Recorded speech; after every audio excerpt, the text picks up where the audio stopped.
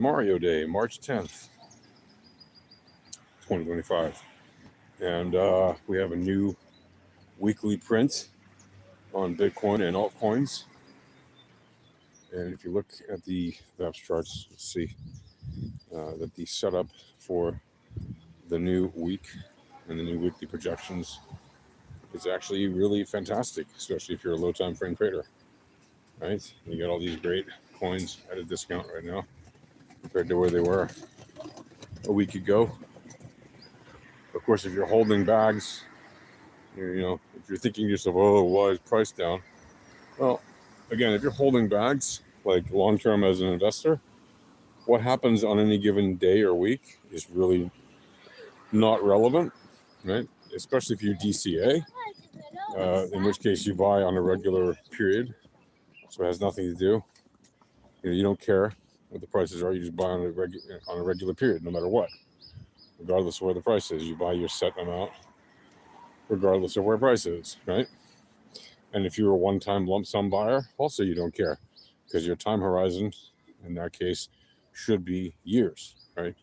And probably 10 to 20 years, right? At the very least 5, right? If you're a lump sum buyer, theoretically you have a significant portfolio already, so that's the only reason you would lump sum buy as opposed to DCA, typically, statistically. Now, you might have lump sum bought without having a significant portfolio, in which case you probably made a statistical error. But it happens. But in any case, even if you made a lump sum buy and you shouldn't have, well, you still have to have that long-term time horizon, right? Investing is not trading, right? So if you look at the low time frame trading information, what we don't, you're not trading the weekly time frame, right? That's not that. If you're trading the weekly time frame, you're basically a short-term investor, right? You're not actually a low time frame trader. You're just more like an investor who holds for fairly short amounts of time, right? So, for example, if you look at one of these new coins, Pi Network, which I made a video about recently, it came down from its high was like $3, since its launch, since the actual launch, had a high of about $3, at the launch, jumped down to about, I don't know, $1.50 or something like that, pumped back up to almost $3, I think like $2.95, and then came down. It was hovering around a little under $2, and then $1.90, and then $1.80, and then yesterday it dumped down to like $1.50, right, when all the other cryptos were also dumping. And you could say to yourself, well, gee, why? This sounds like a really bad coin to own. Again, if you were shorting it yesterday, fantastic coin to be shorting, to dump from $1.80 to $1.53 or $1.50 or whatever it hit on the low. That's great. That's a 30 points on a 180 point coin.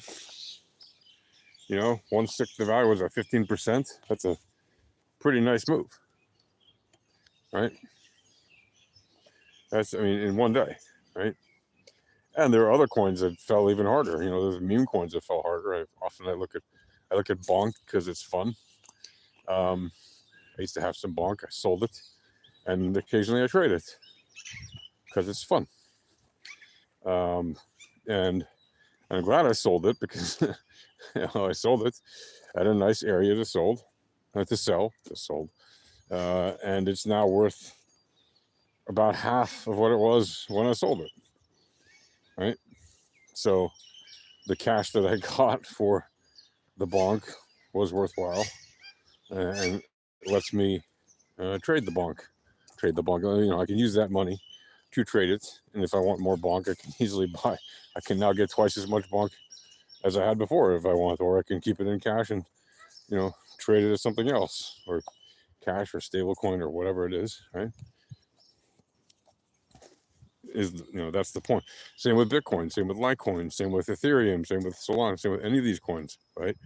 Cardano, whatever, right? The 5 majors of the crypto league, which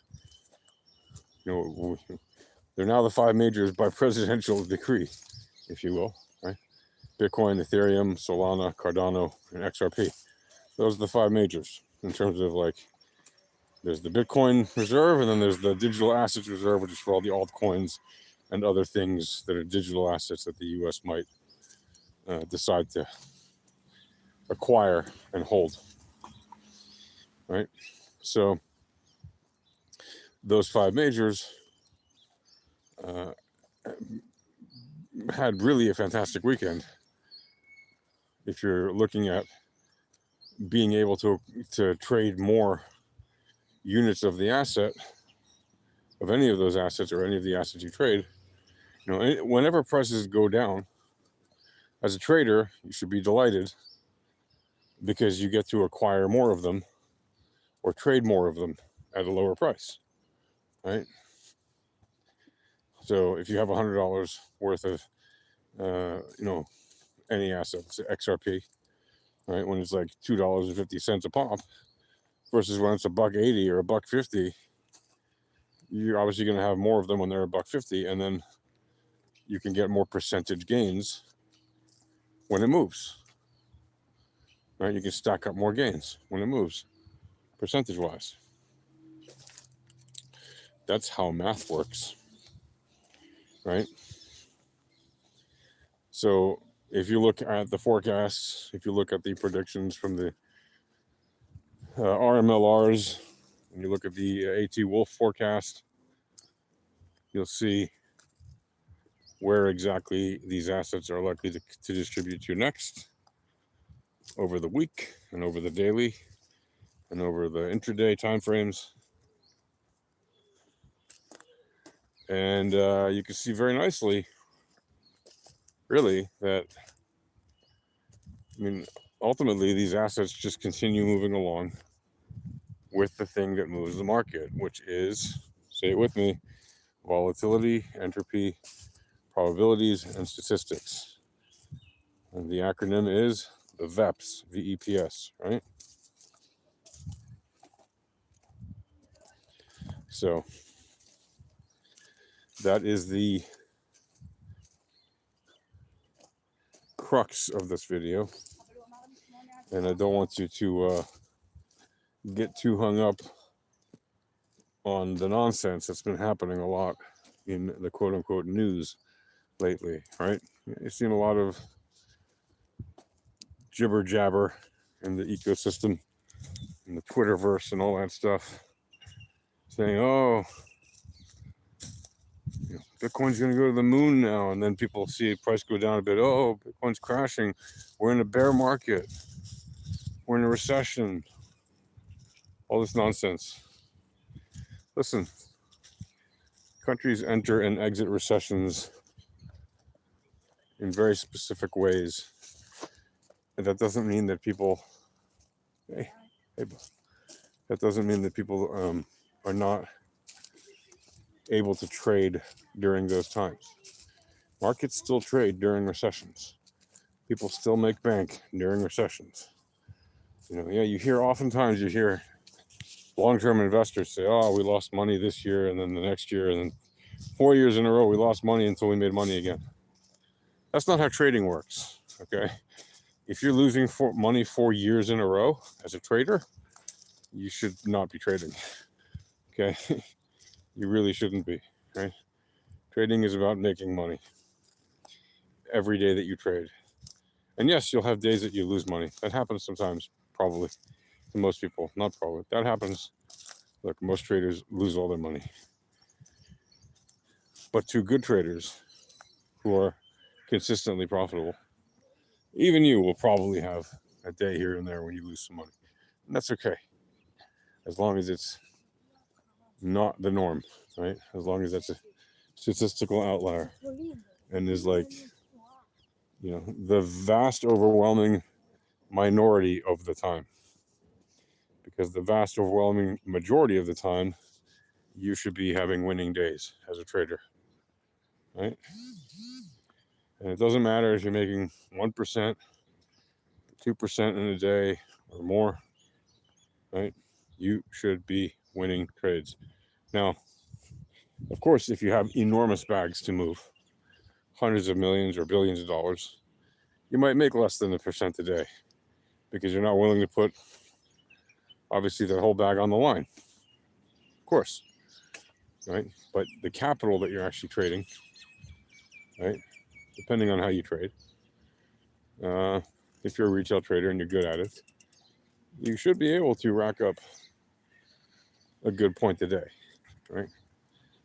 If not more, which over time adds up to insanely huge numbers, right?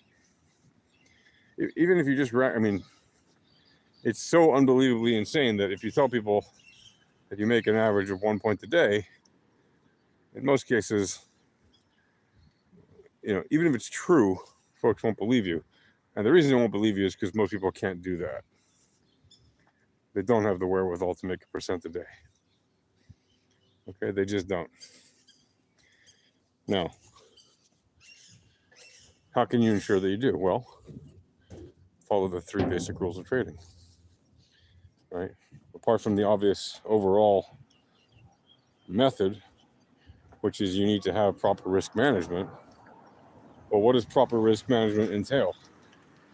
It means you have to know your position size, you have to know how much you can put on the table, whether you're trading up or down or sideways. You need to, there's a lot that goes into it. You need to make sure that you manage your risk well. Part and parcel of that are really the 3 rules of trading, okay? Again, they are: take your profits early and often, limit your loss. So if you're in a trade that goes against you, just get out immediately. You don't wait for it to get worse. You just get out. Right? If you enter a trade and it doesn't go immediately in your favor, just get out. Okay. And if it is in your favor and starts to turn around on you, just get out. Better to have small wins, right, or flat trades than losses. And if you're going to lose anything, it should be the smallest amount possible. So if you see, you're down $1, just get out. It doesn't matter.